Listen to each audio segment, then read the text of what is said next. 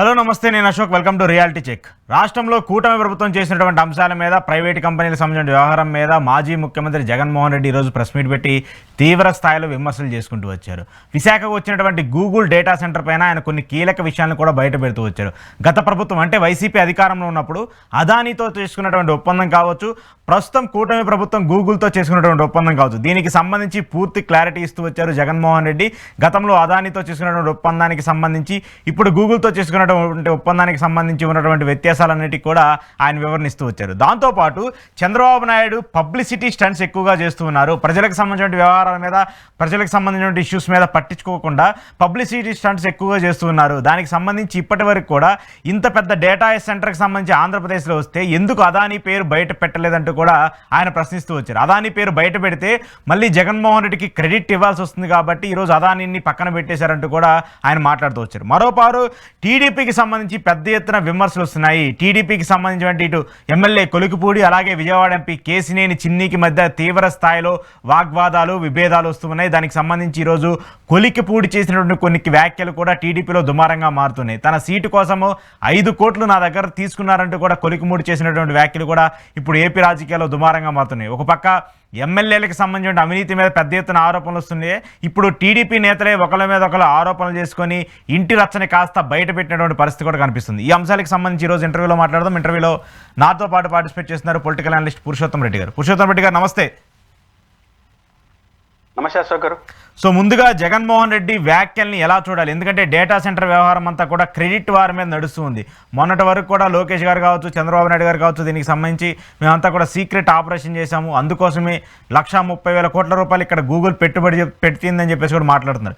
ఈరోజు జగన్మోహన్ రెడ్డి బయటకు వచ్చేసి డైరెక్ట్గా గత ప్రభుత్వంలో నేను చేసుకున్నటువంటి ఒప్పందము, నేను వేసినటువంటి బీజం కారణంగానే ఈరోజు ఇది ఇక్కడికి వచ్చిందని చెప్తున్నారు. సో ఈ క్రెడిట్ వారిని ఎలా చూడాలి? అశోక్ గారు, బేసిక్ గా అధికారంలో ఉన్న ప్రభుత్వం రాష్ట్రంలో ఏ అభివృద్ధి జరిగినా, ఏ డెవలప్మెంట్ వచ్చినా, లేదా ఏ పెట్టుబడులు వచ్చినా ఎవరు చెప్పినా వాళ్ళ ఖాతాలో ఆటోమేటిక్ గా పడిపోతుంది. చెప్పుకోవాల్సిన అవసరం లేదు. కానీ మనం చెప్పుకునే క్రమంలో మేము కష్టపడ్డామంత వరకు బాగానే ఉంటుంది. గతంలో జగన్మోహన్ రెడ్డి గారు విశాఖపట్నం దరివేసినాడు, లేదా గతంలో మీరు ఏదైనా ఒక కంపెనీ రాని వెంటనే వీళ్ళు చెప్పేది ఈ కంపెనీ ఈ రాష్ట్రానికి వచ్చింది, ఈ రాష్ట్రానికి ప్రయోజనం వస్తుందని చెప్పేంత వరకు పరిమితం అయితే కొంచెం ఎక్కువ చెప్పుకున్నా పెద్ద ప్రతిపక్షం పట్టించుకోదు, పర్వాలేదు అనుకుంటారు, వాళ్ళ ప్రభుత్వం కదా అనుకోని. కానీ ఇప్పుడు చేసింది ఎంతో తెలియదు కానీ చెప్పుకునేది ఎక్కువ అయిపోవడం, ఆ చెప్పుకునేది కూడా ప్రతిరోజు ఎటకారం. మళ్ళీ అప్పుడు జగన్ ఉన్నాడు వెళ్ళిపోయింది, ఇప్పుడు మేము వచ్చేవాడు వచ్చింది. ఇది ఎక్కువ అయిపోవడం వల్ల ఏం జరిగిందో చెప్పే ప్రయత్నం ఆయన చేసినాడు. దీనివల్ల ఎవరికి నష్టం? రాష్ట్రానికి పెద్ద నష్టం చర్చ అవుతుంది. కానీ ప్రభుత్వానికి అన్ని అబద్ధాలు చెప్తున్నారని మెసేజ్ అవుతుంది కదా. ఇక్కడ స్టార్ట్ చేయి, విశాఖపట్నంలో స్టార్ట్ చేసి హైదరాబాద్ లో ముగించాడు జగన్. డెవలప్మెంట్ ఎట్లా చేశారు, ఊరు చేశాడు అన్ని. ఇది అవసరమా? కాబట్టి ప్రభుత్వం ఆలోచించుకోవాల్సింది, మనం జగన్మోహన్ రెడ్డి ప్రభుత్వం మీరు ఓడించారు, మిమ్మల్ని గెలిపించినారు, అయిపోయింది అక్కడికి. ఏదైనా తప్పులుంటే చర్యలు తీసుకోండి చట్టపరంగా. ప్రతిరోజు ప్రతి ఘటనని ఏమి జరిగినా దానికి జగన్ ఆపాదించడం. ఇప్పుడు లేటెస్ట్ గా మద్యం, మనం ఆ టాపిక్ కూడా వస్తాం. మద్యం పైన తప్పులు సరిదిద్దుకోవాలి, యాక్షన్ లోకి వెళ్ళిపోవాలి. తప్పుడు ఆరోపణలు ఖండించాలి. తప్పులు జరిగిపోయి యాక్షన్ మీరే తీసుకొని ఆ తర్వాత వాళ్ళందరూ జగన్ వాళ్ళు పంపించినారు కోవట్లో అనమాట. ఎవడు దొరికితే వాళ్ళందరూ జగన్ కోవట్ అని చెప్పాడు. మన పార్టీ ఊడు చేర్చుకున్నాడు, ఊడు సీటీ అన్నాడు. ఇట్లా వస్తాయి కదా. ఈ అత్యుత్సాహం అనేది తెలుగుదేశం బృదాకు విశాఖపట్నం డేటా సెంటర్ ఉంది. విశాఖపట్నం డేటా సెంటర్ అనేది గూగుల్ తో ముడిపడి ఉందని ఆన్ రికార్డ్ కనిపిస్తుంది. అంటే అదాని గూగుల్ తో ఒక అవగాహనకు వచ్చి సింగపూర్ ప్రభుత్వంతో, ఎందుకంటే సింగపూర్ నుంచి డేటా విశాఖపట్నం సముద్ర మార్గం నుంచి విశాఖపట్నంకి ఎందుకు వచ్చింది?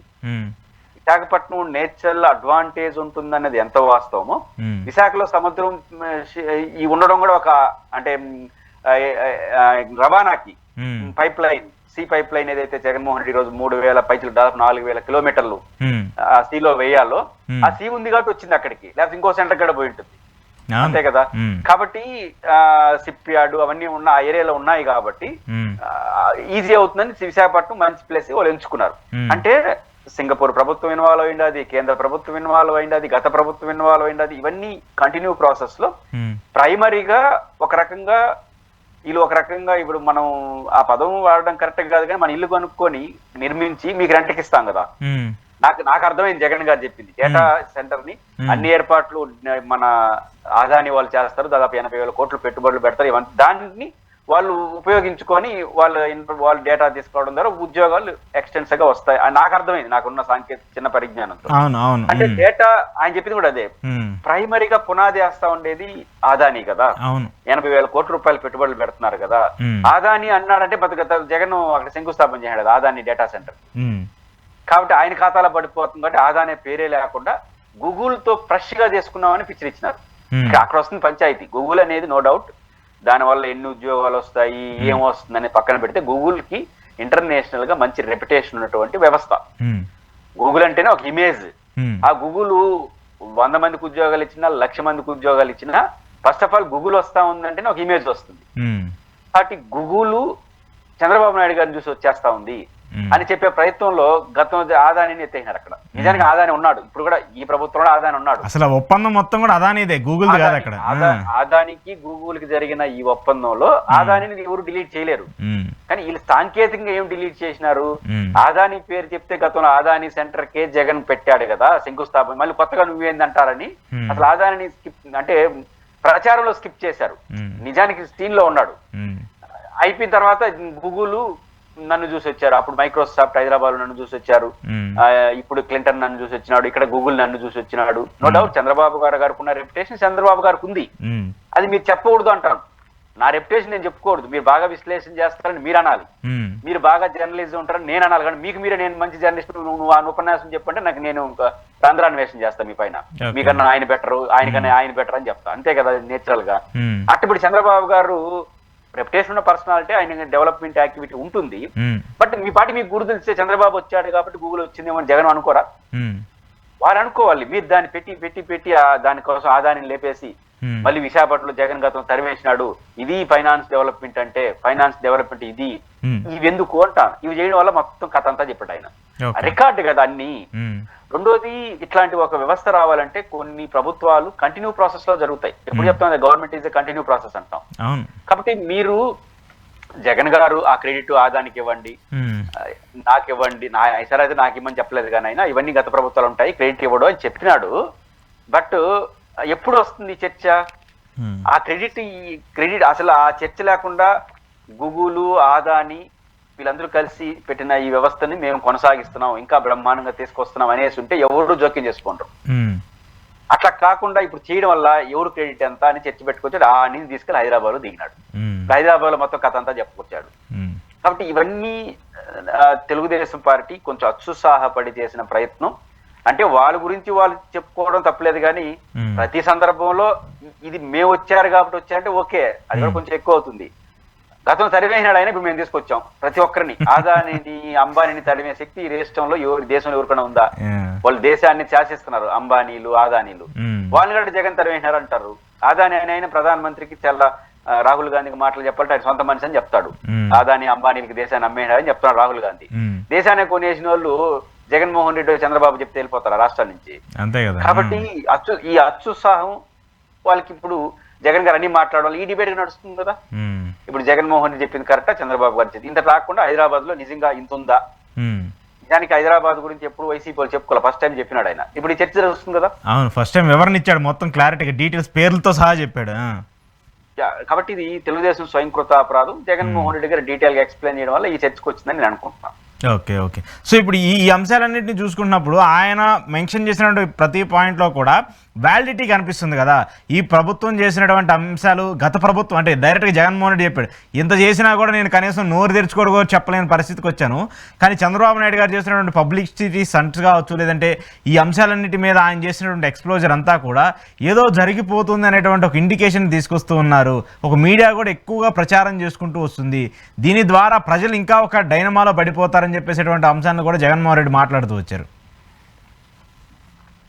ఇప్పుడు ఎలా ఉంటుందంటే, మేము పరిశ్రమలు తీసుకొస్తే 14 నుంచి 19 వరకు జగన్ గారు అన్ని తెరవేసినాడు. ఏం తెరవేసినారో చెప్పరు, తరివేశారని చెప్తారు. మేము 100 పరిశ్రమలు తీసుకొచ్చాం అన్ని జగన్ తరివేసినాడు. ఏం తరివేసినారు అంటే మళ్ళీ అట్టైట్ కలిసి అమర్ రాజా అంటారు. అమర్ రాజా ఆడకి పోలా, మా తిరుపతిలో ఉన్న అమర్ రాజా అట్లే ఉంది, తర్వాత బంగారపాలెం దగ్గర అమర్ రాజా అట్లే ఉంది. వాళ్ళు ఎక్స్టెన్షన్ ప్రాజెక్ట్ తెలంగాణలో పెట్టుకున్నారు. ఇప్పుడు రిలయన్స్ రోడ్ గుజరాత్ లో ఉందా? వాడు తీసుకొచ్చి ఇప్పుడు మన ఆంధ్రప్రదేశ్ లో పెట్టలేదా, అటు గుజరాత్ లో వాళ్ళు తరివేసినారా రిలయన్స్ వాళ్ళని, లేకపోతే ఇప్పుడు గూగుల్లో అమెరికా వాడు తరివేసి వచ్చినారా? ఇప్పుడు ప్రతి పరిశ్రమ అనేది దేశం, ఇప్పుడు అంతెందుకు హెరిటేజ్ ఉంది, భారతీయ సిమెంట్ ఉంది, ఏదైనా సరే మీ సంస్థలు మీ అభివృద్ధి కోసం పెంచుకుంటూ పోతా ఉంటారు. ఇప్పుడు హెరిటేజ్ తమిళనాడులో దేశవ్యాప్తంగా ఉంది కదా హెరిటేజ్, ఎవరు ధర్మేస్తే పోయినారు? మార్గదర్శి ఉంది, ఎవరు ధర్మేస్తే పోయినారు?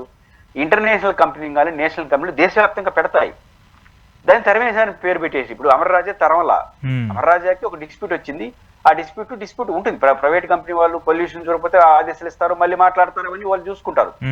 బట్ వాళ్ళు తెలంగాణలో ఒక ప్రాజెక్ట్ పెట్టుంటే మీరు ఎందుకు ఆంధ్రప్రదేశ్ లో పెట్టించుకోలేదు? ఇప్పుడు ఆంధ్రప్రదేశ్ లో మూలాలు ఉన్న వాళ్ళు బయట పెట్టిన వాళ్ళందరూ ఇప్పుడు తీసుకొచ్చేస్తారా మన ప్రభుత్వం? ఏమన్నా మనం వచ్చాం కాబట్టి అది కాదు కదా. కాబట్టి జగన్మోహన్ రెడ్డి గారు ఏదైతే విపరీత ప్రచారాలు చేసి, ఇప్పుడు శ్రీ ఉంది, శ్రీ సిటీలో నాకు తెలిసే జగన్మోహన్ రెడ్డి గారి పిల్లలోనే 40,000-50,000 కోట్ల రూపాయలు పెట్టుబడులు వచ్చినాయి. 40,000 కోట్ల పైచలకు మరి 4 రూపాయలు రాలేదనేస్తారు, ఒక కంపెనీ రాలేదనేస్తారు, 1,000 కోట్ల రూపాయలు అడుగుతుంటే. కాబట్టి ఇంత విపరీత పోకలకు పోవడం వల్ల వచ్చింది. దాన్ని జగన్మోహన్ రెడ్డి గారు డీటెయిల్ గా చెప్పే ప్రయత్నం చెప్పారు. ఇప్పుడు కూడా అశోక్ గారు ఆ పార్టీకి నేను నా గురించి చెప్పుకుంటే పెద్ద మీరు చెప్పుకుంటే పెద్ద ప్రజలు ఏదో సెల్ఫ్ దెబ్బ కొట్టుకుంటున్నారు లేడు అనుకుంటారు. మీరు నన్ను ఏదో అన్నారు అనుకోండి, నువ్వు దేనికి పనికి రావు, నీకు విశ్లేషణ రాదు, ఏదో తిట్టారనుకోండి నిన్ను, అప్పుడు నా గొప్పతనం చెప్పుడు కొంచెం వింటారు. మీరు అన్నారు కదా, నన్ను అనవసరంగా కామెంట్లు చేశారు కదా, అప్పుడు నా మాటకి కొంచెం క్రెడిబిలిటీ వస్తుంది, వినేవాళ్ళు కూడా ఉంటారు. కానీ జగన్మోహన్ రెడ్డి గారు తనకు తాను గురించి చెప్పుకుంటామంటే పెద్ద వినరు, కానీ ఇప్పుడు వింటున్నారు. ఇప్పుడు ఉదాహరణ మీరు చూడండి, మెడికల్ కాలేజీలో జగన్మోహన్ రెడ్డి గారు ఈ మెడికల్ కాలేజీతో అద్భుతం జరుగుతుంది ఏదో చెప్పాడు. 17 మెడికల్ కాలేజ్, ఆ 17 మెడికల్ కాలేజ్ ఏదో ఆయన కట్టుకుంటారులే అనుకున్నారు. ఇప్పుడు ఎప్పుడైతే ప్రైవేటీకరణ అన్నాడో ఇప్పుడు జగన్ గారి విలువ ఆకాశం అని తెలిపింది. ఇన్ఫాక్ట్ జగన్ అన్ని మెడికల్ కాలేజీలు కట్టారని చెప్పేసి సగం మీడియా వాళ్ళకి కూడా తెలియదు. జగన్మోహన్ రెడ్డి గారి యొక్క మెడికల్ కాలేజీల విలువ దాన్ని ప్రైవేటీకరణ చేస్తా ఉంటే పెరుగుతా ఉంది. అవును అవును. ఆయన అంటే ఎప్పుడు కూడా ఏంటంటే మనం ప్రత్యర్థిని విమర్శించేటప్పుడు కూడా కొంచెం జాగ్రత్తలు తీసుకోవాలి. అనవసరంగా విమర్శిస్తే అది వాళ్ళకి ఆయుధం అవుతుంది. ఇప్పుడు జగన్మోహన్ రెడ్డి గారు మెడికల్ కాలేజీల ప్రైవేటీకరణ అంటూ పార్టీ తెలుగుదేశం అంటే ఆ మెడికల్ కాలేజీలు గుర్తు వైసీపీ వాళ్ళకే ఉండదు, మీడియాకి సంగతి దేవుడు వైసీపీ వాళ్ళకే ఉండదు. ఆయన చెప్పాడు రాజమౌళి శివప్రసాద్, మా జగన్ ఎంత పనులు చేశాడు మాకు ఇప్పుడు తెలుస్తా ఉంది అన్నాడు, అందుకు చంద్రబాబు థ్యాంక్స్ అన్నాడు. కాబట్టి ప్రత్యర్థిని ఎక్కువ అనవసరమైన విమర్శలు చేయకూడదు, మన పని మనం చేసుకుంటూ పోవాలి, మన గురించి మనం చెప్పుకోవాలి. మన గురించి మనం చెప్పుకోవడం ఎక్కువైపోయి ప్రత్యక్ష అనవసరం లాగడం వల్ల ఇప్పుడు జగన్ మాటలకి ప్రతిదీ విలువగా మారుతా ఉంది. Okay okay okay. ఒక పక్క ఈ నకిలీ మద్యం వ్యవహారం టీడీపీకి ఒక కంపుగా చుట్టుకుంటే, మళ్ళీ ఇప్పుడు కొత్తగా ఈ వాటాల వ్యవహారం, ఒకళ్ళ మీద ఒకళ్ళ ఆరోపణలు, తాజాగా కొలికిపూడి గారికి సంబంధించి అలాగే కేసినేని చిన్ని గారికి సంబంధించి ఇంత పెద్ద ఎత్తున రచ్చ జరుగుతున్నప్పుడు టీడీపీకి లేనిపోని అన్నింటినీ కూడా నెత్తిన పెట్టుకొని తలకాయ నొప్పులు తెచ్చుకునే ప్రయత్నం ఏమైనా జరుగుతుందా? అలా చేసుకుంటుందా టీడీపీ? 2 కారణాలు కనిపిస్తాయి నాకు కొలకపూడి వ్యవహారంలో. కొలకపూడి గారు దాదాపు 5 కోట్ల రూపాయలు నేను చిన్ని గారికి ఇచ్చానంటున్నాడు, ఆయన కాదంటున్నాడు. లేదా పదవులన్నీ కూడా నా నియోజకవర్గంలో చిన్ని గారు అమ్ముకుంటున్నారు, ఆ కార్యాలయం ఉంటారు, కాదని ఆయన అంటున్నాడు. ఇది మళ్ళీ నేను ఎవరికి ఎంత పంపించానో కూడా లిస్ట్ పెడతాడు ఆయన. అసలు డైరెక్ట్ బ్యాంక్ స్టేట్మెంట్ పెట్టాడు ఆయన, బ్యాంక్ స్టేట్మెంట్ పెడతాడు. నిజానికి ఇది కేసు అయింది అనుకోండి ఆయన కూడా ఇబ్బంది పడతారు, తీసుకున్నోడు తప్పే లంచం ఇచ్చాడు తప్పు కదా. ఈయనకి ఆ డబ్బులు అన్ని చూసినాయి. వాళ్ళు ఒకరొకరు ఆధిపత్య పోరులో రూపాయి మనం నీకు అనఫిషియల్ గా ఒక 50 లక్షలు నేను ఇచ్చి నాకు 50 లక్షలు నువ్వు ఇస్తే అదేం తెలియదు, దాన్ని బ్యాంకులో వేసుకొని దాని మీద మన ఇద్దరం కొట్లాడుకొని బయట పెట్టావు అనుకో, అసలు ₹1 అదనంగా ఇచ్చినా నీకు యాడ్ నుంచి వచ్చిందని అడుగుతారు, నువ్వు ఎందుకు తీసుకుని అంటారు. అది లీగల్ సమస్య వస్తే రేపు ఇద్దరు ఇబ్బంది పడతారు, వాళ్ళకి కూడా ఇబ్బంది పడతాడు, కేసు ఎందుకంటే ఊరిన లీగల్ గా పోయినారనుకోండి ఐటీ డిపార్ట్మెంట్ ఏం చేస్తుంది, ఇంత ఇస్తా డబ్బులు ఇస్తా ఉంటే దానికి ఇవన్నీ అది ఒకటి అంశం వస్తుంది. ఇక్కడ నాకు అనిపిస్తుంది అశోక్ గారు, బేసిక్ గా తెలుగుదేశంలో 2 సమస్యలు క్రైసిస్ ఎదుర్కొంటారు. ఉదాహరణకు వాళ్ళ పార్టీలో జరిగే తప్పులు కూడా బహుశా ఇంకా రేపు మాపు కొలకపోని కూడా జగనే నడిపిస్తున్నాడు అని అనొచ్చు కొన్ని రోజులు పోయిన తర్వాత. ఎందుకంటే వాళ్ళ పార్టీలోకి వచ్చిన వాళ్ళు తప్పు చేస్తే వాళ్ళు పంపించారా అంటున్నారు. తమలపల్లిలో మీ పార్టీ క్యాండిడేట్ ఆయన రామచంద్రారెడ్డి మనిషి అంటారు, రామచంద్ర మనిషి ఊరు చేర్చుకొని క్యాండిడేట్ ఏమన్నారు మిమ్మల్ని. 2 ఇప్పుడు ఆయన ఎవరో జనార్దన్ రావు దొరికినాడు, ఆయనతో ఒక వీడియో చేసి దాన్ని ముందు పెట్టి దాని ప్రచారం పెట్టేసి ఆ జనార్దన్ రావుకి అంటే మీ పార్టీ అధికారికి వచ్చి 16 నెలలు అవుతున్నాడు వాళ్ళు చేస్తామంటే మీరు చూస్తా ఉన్నారా? అది మీ పార్టీ టికెట్లు కూడా ఆయన ఎవడు రాని ఇప్పుడు రేపు రామప్రసాద్ రెడ్డి గారు మా జిల్లా మంత్రి, సారీ అన్నమయ్య జిల్లా మంత్రి, ఆయన వైసీపీ నుంచి వచ్చాడు. ఇప్పుడు ఆయన రేపేమైనా తప్పు చేస్తే ఆయన జగన్ ఖాతానా? ఇప్పుడు పార్థసారథి గారు మంత్రి, ఆయన ఖాతాలు వేసేస్తారు. అంటే ఇప్పుడు ఊరు ఖాతాలో వాళ్ళ ఖాతాలు వేసేయడమే, తప్పు చేసిన జగన్ ఖాతా. ఈ అతి చేష్టలు అనేది ఆ పార్టీకి నష్టం. తప్పు జరిగిందా యాక్షన్ సివియర్ గా తీసుకోండి, మీకు మంచి పేరు వస్తుంది. అంతే తప్ప తప్పు జరిగిందంటే కొంచెం మనం కూడా వాడికి పోద్దాం పక్కనోడికి, మనం బురదంతా మనకెందుకు అనేది వల్ల ఇది వచ్చేస్తాం. మొదటి పాయింట్. రెండో పాయింట్, నాకు ఎక్కడో అశోక్ గారు తెలుగుదేశం పార్టీ అధిష్టాన వర్గం కొంచెం వీక్ అవుతుందా? వీక్ మీన్స్ అజమాయిషీలో భయం పోయిందా కింద వాళ్ళకని అనుమానం కలుగుతోంది. తెలుగుదేశంలో ఇట్లాంటి పరిణామాలను మనం చూడడం, లోపల కొట్లాడుకుంటారు. చంద్రబాబు గారి ఫిర్యాదు ఆయన మందలిస్తాడో చూసాం. ప్రభాకర్ రెడ్డి గారు తంబల మన తాడిపత్రి, నేను రానిను అంటున్నాడు ఒక ఎమ్మెల్యేని, మాజీ ఎమ్మెల్యేని. ఇప్పుడు ఏఎస్పీ అంటే సంగతి తెలుస్తాను ఆయన, నీకు తుపాకు ఉంది నాకు తుపాకు ఉంది అని మాట్లాడతాడు. ఇది ఎంత డ్యామేజ్ జరుగుతుంది తెలుగుదేశం పార్టీకి. చాలా తాడిపత్రులు ఏం జరుగుతుందో, తాడిపత్రులు పెద్ద నష్టం జరుగుతుంది. ఇద్దరికి ఆధిపత్య వర్గాలు ఉన్నట్టు కొట్టుకుంటారు అని అనుకుంటారు. కానీ రాష్ట్రం అంతా ఈ అన్డెమోక్రటిక్ సిస్టాన్ని, ఇప్పుడు వైసీపీ వాళ్ళు తిట్టినా ప్రజలు కొంచెం సరే వాళ్ళు గొడవలు ఉంటారు. ఏఎస్పీని తిడుతున్నాడు, సిఐని తిడుతున్నాడు, బుద్ధి లేదంటున్నాడు, చదువు లేదు, ఇవన్నీ అంటే కంట్రోల్లో లేరా వీళ్ళు? మొదట ఇదంతా తెలుగుదేశం పార్టీ తప్పు చేస్తా ఉందని విమర్శ వచ్చింది. ఇప్పుడు ఏమనుకుంటున్నారు ప్రజలు తెలుసా? ఆయన మాట వినే పరిస్థితిలో లేరు అంటున్నాం. కడపలో ఒక ఇద్దరు ఎమ్మెల్యేలు కలిసి బాహాబాహి. ఇప్పుడు కొలకపూడి శ్రీనివాసరావు గారు ఎంపీ గారు, నేను ఎవరి తప్పు ఎవరిది ఒప్పు జోలికి వెళ్ళట్లేదు, కానీ కింద ప్రజల్లో ఆ పార్టీ శ్రేణుల్లో మనం ధిక్కార స్వరని వస్తా ఉంది కిందకి. పైన అజమాయిషి నాయకత్వం కొంచెం వీక్ అవుతా ఉంది అజమాయిషి చేయడంలో, కమాండ్ చేయడంలో. ఇప్పుడు వాళ్ళందరూ జగనే గుర్తొస్తున్నాడు. జగన్ ఓడిపోయే సమయంలో కూడా ఈ ఎమ్మెల్యేని ఆడికి 64 మంది మార్చారు. ఇప్పుడు నోరు తెరిచి ఒట్టు ఇష్టం లేని వాళ్ళు 2-3 వెళ్ళిపోయినారు. కానీ అంటే ఇప్పుడు సమస్య చూడండి, ఇప్పుడు ఏ పార్టీ అయినా ఓడిపోతే తిరుగుబాట్లు వస్తాయి, కొంచెం ధిక్కార స్వరం వస్తుంది. భలే చేసిన వాళ్ళు ఇప్పుడు కోపాలన్నీ ప్రతిపక్షం ఉన్నప్పుడు తీర్చుకుంటా ఉంటారు. కానీ జగన్మోహన్ రెడ్డి గారికి ఓడిపోవడం మామూలు వాటి మీద ఘోర పరాజయం చేసిన ఆయనకి ఇప్పుడు కూడా భయపడుతున్నారు పార్టీ లీడర్లు, ఎమ్మెల్యే క్యాండిడేట్లు. ఇప్పుడు ఎన్ని పిలుపులు ఇస్తామంటే కనీసం ఈరోజు మీలాంటి వాళ్ళకి మీలాంటి కూడా చెప్తారు, మా నాయకుడు ఏం స్వామి రోజు చంపేస్తున్నాడు, కార్యక్రమాలు పిలిపించాను మీకు మాకు చెప్తున్నారు, కానీ జగన్ చెప్పలేకపోతున్నారు. డీలరా ఇంకోని పెట్టుకుంటాను బోండి అంటున్నాడు. అది అజమాయిషి వచ్చింది కదా. జగన్మోహన్ రెడ్డి గారు ఓడిపోయిండొచ్చు, గెలవచ్చు, కానీ ఆ పార్టీ మీద పట్టు ఆయన సడలేదు. పైపించి ఓడిపోయినా కూడా సడలేదు. గెలిచి పవర్ లో 160 పైపించి. ఇప్పుడు అశోక్ గారు బోటాబోటి మెజారిటీ ఉంటే ఎమ్మెల్యేలు తిరుగుబాటు చేస్తే అర్థం చేసుకుంటా.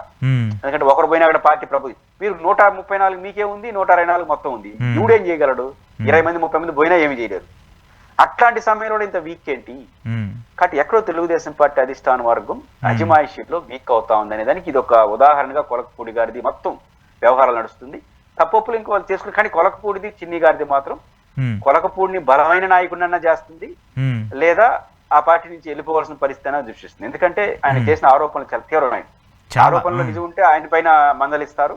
అప్పుడు చిన్ని లాంటి వాళ్ళని, ఒక సాధారణ కుటుంబం నుంచి వచ్చాడు కొలకపూడి శ్రీనివాసరావు, ఒక సామాజిక ఉద్యమంలో పనిచేసిన వ్యక్తి. అలాంటి వ్యక్తి ఛాలెంజ్ చేయడం, అందులో కృష్ణా గుంటూరు లాంటి ఆధిపత్య వర్గాలు అజమాయిషి రాజకీయాల్లో ఉన్న రాష్ట్ర సవాల్ అని అనడం అనేది చిన్న విషయం కాదు కదా. ఏమి ఇప్పుడు కొలకపూడి అయితే ఈ ఎపిసోడ్ లో పవర్ఫుల్ లీడర్ అని అవుతాడు, లేదా సర్దుకోవాల్సిన పరిస్థితి వస్తుంది. ఏం జరుగుతుందని 2-3 రోజులు చూస్తాం.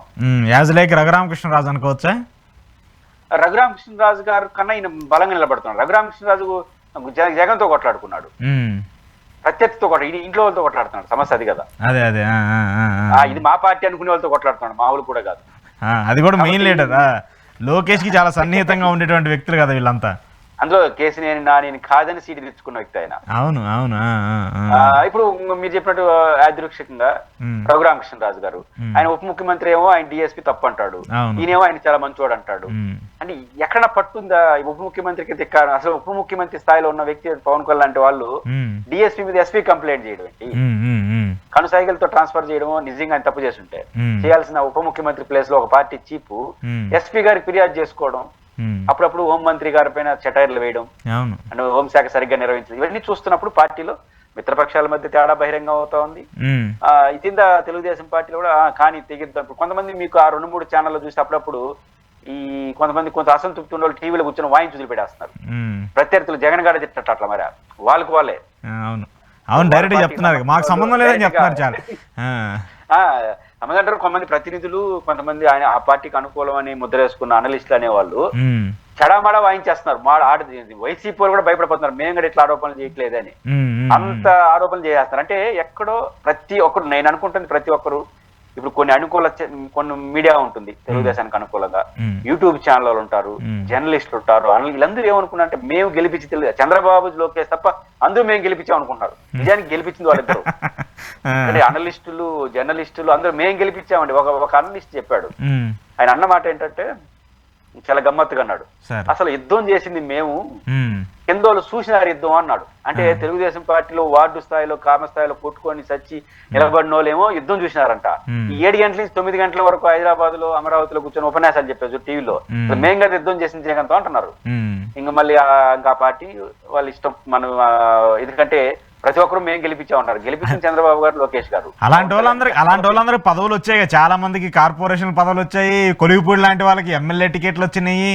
చాలా మందికి ఏదో ఒక రూపాన ఏదో ఒకటి వాళ్ళకి ప్రభుత్వం నుంచి అయితే ఒక సాయం అయితే అందుతూ వచ్చింది కదా. అలాంటి వాళ్ళు మాట్లాడుతున్నారు ఇంకా. అంటే 100 మంది ఈ ప్రయత్నం చేసిన నలుగురికి వస్తే మిగతా వాళ్ళకి మండుతుంది కదా. ఓకే, ఆ ఇబ్బంది ఉందంటారా? ఇలాంటి వాళ్ళు ఎంకరేజ్, ఇప్పుడు జగన్ గారు ఎవరిని ఎంకరేజ్ చేయడు, ఇలాంటి వాటికి అసలు ఎంకరేజ్ చేయడు కదా ఆయన. ఎవరిని పట్టించుకోవడం. ఇప్పుడు ఎవరున్న పోయి జగన్ అనుకూలంగా నేను మాట్లాడాను, జగన్ పోతే ఎవరు మాట్లాడమని నిన్ను అంటాడు. ఆయన ఎవరికి చెప్పడు కదా, ఆయన పని ఆయన చేసుకొని పోతా ఉంటాడు. కాబట్టి ఎక్కువ మందికి పని చెప్పి, ఎక్కువ మందిని ఉపయోగించి, ఎక్కువ మంది జగన్ మీద తోసి ఆ రోజు ఆనందించి, ఇప్పుడు వాళ్ళందరూ మాకు నేనే కదా యుద్ధం చేసింది, మాకు తలా కొంచెం కావాలంటున్నారు, మేము యుద్ధం చేస్తే గెలిచాం కాబట్టి వాడి సంగతి ఈ సంగతి అంటున్నారు. మొత్తమే తెలుగుదేశం పార్టీ గతంలో వ్యవహరించిన కొన్ని తీరు, కొంత అజమాయిషీల లోపాల వల్ల ఇవన్నీ బయటకు వస్తాయి. భవిష్యత్తులో ఇంకొంచెం పెద్దదైతే ఆ పార్టీకి ఒక సమస్యగా మారిపోయే అవకాశం. ఓకే ఓకే సరే, కంక్లూడ్ చేస్తూ ఒక కీలక విషయము, ఆంధ్రప్రదేశ్కి సంబంధించినటువంటి లా అండ్ ఆర్డర్ ఎలా ఉంది, అసలు ఏం జరుగుతుంది? ఎందుకంటే గత వారం 10 రోజుల నుంచి జరుగుతున్నటువంటి ఒక 2-3 ఇన్సిడెంట్లు చాలా పెద్ద ఎత్తున చర్చనీయాంశంగా మారుతుంది. ఇటు మనం చూసుకుంటే తునికి సంబంధించిన ఒక ఘటన, అంతకుముందు కందుకూరుకు సంబంధించిన ఒక ఘటన, ఇప్పుడు డైరెక్ట్గా పవన్ కళ్యాణ్ గారు హోంమంత్రి గారి మధ్య జరుగుతున్నటువంటి వివాదాలు, ఇవన్నీ చూసినప్పుడు రాష్ట్రానికి base main strong law and order. అలాంటి లా అండ్ ఆర్డర్ తప్పుతుందా? ఏబి వెంకటేశ్వరరావు గారు ఈ లా అండ్ ఆర్డర్కి సంబంధించి కొన్ని కీలక వ్యాఖ్యలు చేస్తూ వచ్చారు. ఏ ఇష్యూ జరిగినా, ఏ సామాన్య వ్యక్తికి ఏ దాడిన జరిగినా కూడా దాన్ని ప్రభుత్వానికి అంటగట్టేస్తారా, రాజకీయ పార్టీలకు అంటగట్టేస్తారా, అసలు వాళ్ళకి దీనికి ఏం సంబంధం అంటూ కూడా ఒక మాజీ ఉన్నతాధికారి అలాంటి మాటలు మాట్లాడుతున్నప్పుడు, లా అండ్ ఆర్డర్ని పోలీసులు కంట్రోల్లో ఉన్నప్పుడు ఇన్ని దాడులు జరుగుతున్నా కూడా వాళ్ళకి ప్రభుత్వాలకి అంటించకూడదా, వాళ్ళని కంపేర్ చేయకూడదా? అశోక్ గారు, బేసిక్ గా లా అండ్ ఆర్డర్ ఏదో అయిపోయింది, రాష్ట్రంలో శాంతి భద్రతతో ముగిసిపోయిన అనలేం కానీ, బట్ అనుమానాలు ఇవ్వడానికి అంగీకరించిన పద్ధతిలో కొన్ని జరుగుతున్నాయి. జరిగినప్పుడు ప్రభుత్వం డ్యామేజ్ కంట్రోల్ చేసుకోవాలి, సత్వరం న్యాయం చేయాలి. కందుకూరులో ప్రభుత్వం కాంపెన్సేషన్ లేకపోతే రకరకాలు ఇవ్వాల్సిన పరిస్థితి ఎందుకు వచ్చింది? 20 రోజుల తర్వాత మేలుకోవడంలో వచ్చింది. అదే ఆ మర్డర్ జరిగిన వెంటనే దాని బాధితుల్ని పర్ఫెక్ట్ కేసులు పెట్టి అరెస్ట్ చేసి వాళ్ళపైన మాకు ఒకటి సంబంధం లేదు, అది తెలుగుదేశం సస్పెండ్ చేశాడు, బారేసి ఫాస్ట్ గా డెసిషన్ తీసుకుని ఇస్తున్నారు అనుకున్నాను హోంమంత్రి స్థాయిలో. ఇప్పుడు ఆ పరిస్థితి కుల సమస్యగా మారి, గందరగోళంగా మారి, ప్రభుత్వం మేడకు తిప్పుకునే పరిస్థితి వచ్చిండేది కాదు. అంటే ప్రభుత్వం స్పాంటినేషన్ తీసుకుంటే, సత్వర న్యాయం చేస్తే 2 లాభాలు. ఒకటి, బాధితులకు న్యాయం జరుగుతుంది, ఎవరైతే బాధితులున్నారో వాళ్ళకి భయం ఉంటుంది, ప్రభుత్వానికి తలనొప్పి తగ్గుతుంది. కానీ ఆలస్యం అయ్యేసరికి అన్ని విషయాలను ఇట్టుకుంటారు. 2, ఈ ప్రభుత్వంలో నేను పర్టికులర్ గా గమనిస్తా ఉండేది ఏంటంటే, ఎక్కడైనా ఒక తప్పు జరిగినప్పుడు ప్రభుత్వానికి రెస్పాన్సిబిలిటీ ఉంటుంది. ప్రభుత్వం సంబంధం కూడా లేకపోవచ్చు. కందుకూరులో చంద్రబాబు నాయుడు గారు, లోకేష్ గారికి ఏం సంబంధం, హోంమంత్రి గారికి ఏం సంబంధం? ఇద్దరి మధ్య జరిగిన గొడవ అది కులాల ఆధిపత్యం ఉండొచ్చు, ఏదైనా ఉండొచ్చు. బట్ చంద్రబాబు గారు, లోకేష్ గారు వాళ్ళకి ఎందుకు వెళ్ళిపోతా ఉంది అంటే ఇన్ టైంలో డెసిషన్ తీసుకోకపోవడం వల్ల. ఇన్ టైంలో డెసిషన్ తీసుకుంటే ఈ పంచాయతీ రాదు. రెండోది, ఈ ప్రభుత్వంలో ఉన్న ఇంకొక విపరీతం గతంలో మనం అనుకున్నాము, అదేంటంటే ఎక్కడైనా ఘటన జరిగితే యాక్షన్ లో కన్నా దాంట్లో ఏమైనా రంధ్రాన్వేషణ చేసి కొంత జగన్కి పూద్దామా దీని, ఎక్కడైనా కానీ అవకాశం ఉన్నా అవకాశం లేకపోయినా ప్రతిపక్షానికి ఇదన్నిటి కారణం జగను. ఇప్పుడు ఈ కందుకూరులో జరిగిందనుకో, ఆడవరకే ఉండరు, ఏమంటున్నారు, కులాల మధ్య చిచ్చు పెట్టడానికి జగన్ ప్రయత్నిస్తున్నాడు అని అంటున్నారు. మరి జనసేనకు అనుకూలంగా ఉండేవారు రోజు మాట్లాడింది వాళ్ళ కులాల గురించి. అసలు ఇష్యూ బయట తీసుకొచ్చిందే వాళ్ళు చేసినప్పుడు, కుల సంఘాలు చేసినప్పుడు ప్రతిపక్షం గమ్మున ఉంటుందా? మనం గమ్మున్నామా? గతంలో ఏదైనా ఘటన జరిగితే ఘటనగా చూసినారా, కులాన్ని ఆపాదించారా? మీరు గతంలో ఆపాదించారు. ఇప్పుడు మీకు అనుకూలంగా ఉండే వాళ్ళే మాట్లాడేస్తున్నారు. ఆ తర్వాత ప్రతిపక్షం దాన్ని యాక్టివ్ గా ముందుకెళ్తే మీరు కులాలకు ఆపాదించద్దండి, ఈ కుట్ర ఉంది, జగన్ కుట్ర, ఇవన్నీ మాట్లాడడం వల్ల జగన్ కుట్ర ఏముంది? అక్కడ పోయి వాళ్ళు సహాయం చేసినారు, నువ్వేం చేస్తున్నావు ప్రశ్నించారు. కాబట్టి ఏదైనా ఘటన జరిగినప్పుడు దానిపైన యాక్షన్ లోకి వెళ్ళి దాన్ని ముగించుకుంటే మంచి ప్రభుత్వం తప్ప, దాంట్లో ఏదైనా కొంత లాగి మనకు అంటిన మసిలో ఒక పార్టీ అన్న కొంచెం జగన్ గడ పోద్దాము, కొంత తగ్గించుకుందాం అని ధోరణి ఏదైతే ఉందో అది మరింత విషంతో దారిస్తుంది. కానీ ప్రభుత్వం ఘటన జరిగినప్పుడు ఘటనగానే చూడాలి, ఆ ఘటనలో బాధ్యులపైన చర్యలు తీసుకోవాలి, అది ముగించేవాళ్ళు ఆ సబ్జెక్ట్ ని. కానీ ప్రతిదాన్ని ప్రతిపక్షాన్ని కొంత పోద్దాము అని ఎప్పుడైతే పోయాలని ప్రయత్నించారో మరి మొత్తం గందరగోళం అవుతుంది. కాబట్టి ఇది ప్రభుత్వం ఆలోచించుకుంటే మంచిది. ఇక్కడ ప్రభుత్వంలో వచ్చిన ఈ గందరగోళం అనేది హోంశాఖలో వస్తుంది. ఏబి వెంకటేశ్వరరావు గారు దాన్ని రిఫ్లెక్ట్ చేస్తూ ఆయన చెప్పింది కొత్త వాదన ఏంటంటే అది తెలుగుదేశానికి నష్టం. ఆయన చేసిన వాదన ఆయన ఏమంటాడంటే ఇప్పుడు ఇద్దరు మధ్య జరిగిన గొడవల్లో కాంపన్సేషన్ ప్రభుత్వానికి ఎందుకు ఇచ్చేది అంటాడు. అంటే దాని కులాలుగా ఎందుకు మారుస్తారు అని అంటాడు. ఇన్ని ప్రిన్సిపల్ ఆయన చెప్పింది కరెక్టే కానీ ప్రభుత్వానికి ఇది నష్టం కదా. ఇప్పుడు ఇప్పుడు ప్రతి ఒక్కరికి ఒక సామాజిక వర్గం ఉంటుంది, ప్రతి ఒక్కరికి కులం ఉంటుంది. వాళ్ళు మాట్లాడేటప్పుడు కొన్ని కుల దుహంకార మాట్లాడాలని బయటకు వచ్చిన విషయాలు ప్రభుత్వం దాని డ్యామేజ్ కంట్రోల్ లో భాగంగా కొంత చేసింది. కొన్ని సందర్భాల్లో సెన్సిటివ్ ఇష్యూ వచ్చినప్పుడు ప్రభుత్వం రియాక్ట్ అవుతుంది. ఆయన ఏమంటాడంటే రాష్ట్రంలో 100లో జరుగుతుంటే అందరికి ఎట్లా ఇస్తారా అంటాడు. ఇదే ఇప్పుడు ఆయన ఎవరు తెలుగుదేశానికి అనుకూల ముద్ర ఉండే వ్యక్తి. అంటే ఒక పక్క ఒక చేత్తో సహాయం చేస్తా, ఇంకో చేత్తో మీకు అనుకూలంగా ఉండదు తప్పు అనిపిస్తారా అని మళ్ళీ వాళ్ళకే మెడకు చెప్పుకుంటుంది. ఇదే అంటున్నాను, అన్ని మనమే చేయాలి, ప్రతిపక్ష పాత్ర అనుకూల పాత్ర అన్ని మనం చేద్దాం అంటే ఇట్లా ఉంటుంది. మీ పాత్ర మీరు పోషిస్తే ఈ సమస్య ఉంటుంది. ఓకే ఓకే చూద్దాం మరి ఏబీ వ్యాఖ్యలకి ప్రభుత్వం ఎలా రెస్పాండ్ అవుతుంది, ఈ ఇష్యూస్ అన్నిటికి కూడా ఎలాంటి స్పృష్టి దొరుకుతుందో sir. Thank you sir, thank you very much. ఇది ఈరోజు పురుషోత్తం రెడ్డి గారితో స్పెషల్ రియాలిటీ చెక్. చూస్తూనే ఉండండి ఈ హాటి.